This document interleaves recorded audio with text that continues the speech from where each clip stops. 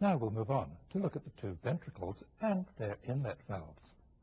To see them clearly, we'll look at a heart in which the right and left atrium have been removed, leaving just the two ventricles. Here's the right ventricle seen from the right side. Here's the left ventricle seen from the front. Going round to the back, this is the right ventricle. This is the left one. They're separated by the interventricular septum, which is here. We're looking forwards into the wide-open atrioventricular valves, the tricuspid on the right, the mitral on the left. On the right side, blood passes downwards and forwards to fill the right ventricle in diastole. Then, in systole, it passes upwards and to the left into the pulmonary trunk, passing through the pulmonary valve, which is here. On the left, blood also passes downwards and forwards to fill the ventricle, then gets turned completely around in systole, passing upwards and backwards into the aorta. It passes through the aortic valve, which is out of sight, here. To see inside the right ventricle, we'll remove this part of its wall. The tricuspid valve is here. We'll look at it in a minute. The pulmonary valve is up here. The anterior part of the right ventricle, the apex, extends out of sight, down here, among these intersecting bands of muscle called trabeculae. This is part of the interventricular septum. The left ventricle is on the other side of it. Now let's take a look at the tricuspid valve and its appendages. The tricuspid valve is also called the right atrioventricular valve. It usually has 3 cusps, sometimes only 2. Here there are 3. They're known as the septal, anterior, and posterior cusps. The posterior cusp is partly out of sight. These strands of tendon-like material attached near the edges of the valve cusps are the chordae tendinei. They arise from papillary muscles, which project from the wall of the ventricle. The papillary muscles and chordae tendinei prevent the cusps of the valve from prolapsing back into the atrium during systole.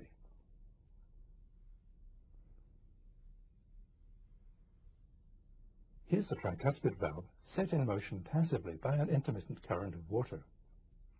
When pressure in the ventricle rises, the cusps of the valve close together along quite an irregular line.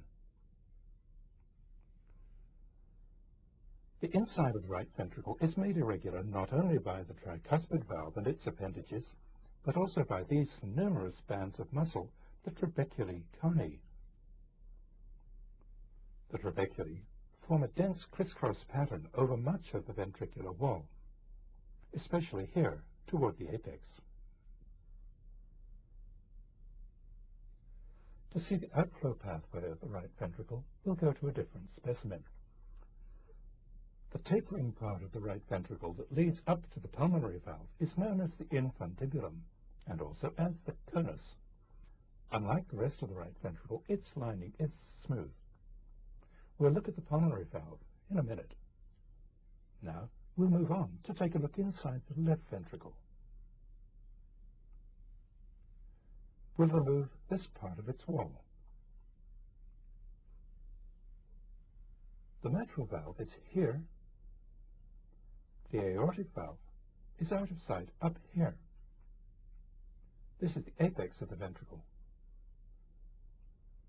This part of the ventricular wall forms the interventricular septum. Here's the left ventricle in cross-section. Here's the right ventricle. The interventricular septum is curved. The left ventricle has a much thicker wall than the right, and it's circular in cross-section, while the right ventricle is C-shaped. Here, we're looking backward into the mitral valve. To see it better, we'll return to the previous dissection and go round to a view from behind. The mitral valve, also called the left atrioventricular valve, has 2 cusps. They're called the anterior cusp and the posterior cusp, though in reality they're more upper and lower. Chordae tendinei from both cusps converge on two sets of papillary muscles, these on the posterolateral wall of the ventricle, and these on the anteromedial wall. Here are the same papillary muscles seen from the apex of the ventricle. Each group of papillary muscles sends chordae tendinei to each of the cusps of the mitral valve. Here's the mitral valve in motion, seen from the apex of the left ventricle. Here are the papillary muscles, seen very close. Above the mitral valve, we're looking upward and backward along the outflow tract of the left ventricle toward the aortic valve. In this cutaway dissection, we can see the outflow tract of the left ventricle from the side. Here's the aortic valve. We've left intact part of the anterior cusp of the mitral valve, along with the chordae tendinei and papillary muscles. The anterior cusp of the mitral valve forms part of the wall of the outflow tract, so blood flows past it this way in diastole and this way in systole. Here's the anterior cusp of the mitral valve in motion, with the mitral valve opening below it and the outflow tract above it. Now that we've seen both ventricles, we'll move on to look at the two outflow valves, the pulmonary valve and the aortic valve, and also at the pulmonary trunk and the first part of the aorta. Here are the two ventricles, dissected so that we can see the outflow valves. Here's the aortic valve. Here's the pulmonary valve. Each has three cusps. The pulmonary trunk and the aorta are markedly dilated at their origins. On each vessel, the dilatation consists of three bulges, or sinuses, whose position matches the position of the valve cusps. To get a better look at the cusps of the outflow valves, we'll remove these parts of the vessel walls. Each cusp of an outflow valve is shaped like 1/3 of a parachute. Here the cusps are hanging loose. Each cusp has a delicate free border which closes against those of its neighbors.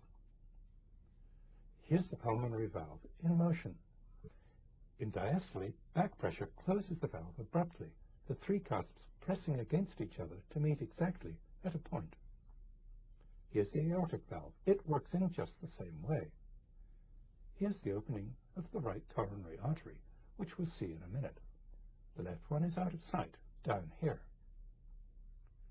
Now that we've seen the outflow valves, we'll move on to look at the two major outflow vessels, the aorta and the pulmonary trunk. To see them, we'll go to a more intact dissection. The pulmonary trunk passes backwards to the left of the aorta, then divides into the left pulmonary artery and the right pulmonary artery. The right pulmonary artery curves around above the left atrium, passing behind the root of the aorta and behind the superior vena cava. This early branch supplies the superior lobe of the right lung. This cord is the divided ligamentum arteriosum, the remnant of the ductus arteriosus, which connects the pulmonary trunk and the aorta in intrauterine life. Here's the aorta. It starts to the right of the pulmonary trunk. Its beginning is well hidden in the epicardial fat. In front of it is the right atrial appendage. To its right is the superior vena cava, and behind it is the right pulmonary artery.